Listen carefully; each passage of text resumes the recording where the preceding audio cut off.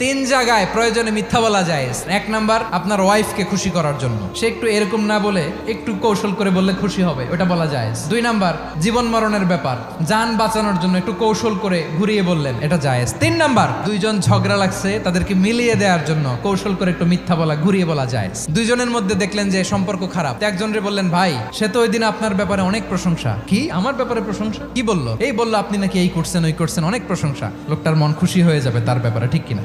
আবার তার সাথে যার ঝগড়া, ওরে যে বলুন, ভাই ওই দিন তো সে আপনার অনেক অ্যাপ্রিসিয়েশন করলো, অনেক, সে তো অবাক, কি রে বলে কি? এই যে দুইজনের ব্যাপারে দুইজনের একটু ভালো ভালো কথা বলে দিচ্ছেন, একদিন দেখবেন রাস্তা দিয়ে হাঁটার সময় একে অপরকে সালাম দিয়ে ফেলছে, সালাম দিয়ে বুকে জড়ায় ধরছে, আছে না নাই?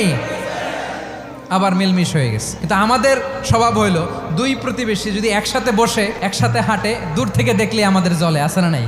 ঘটনা কি? এই দুইটার মধ্যে এত মিল কে? এই দুইটার মধ্যে গিরিঙ্গি লাগানো যায় কিভাবে? আল্লাহর কাছে তওবা করেন, এই মানসিকতার যেন আমরা না হয়, আমরা মিলিয়ে দিব।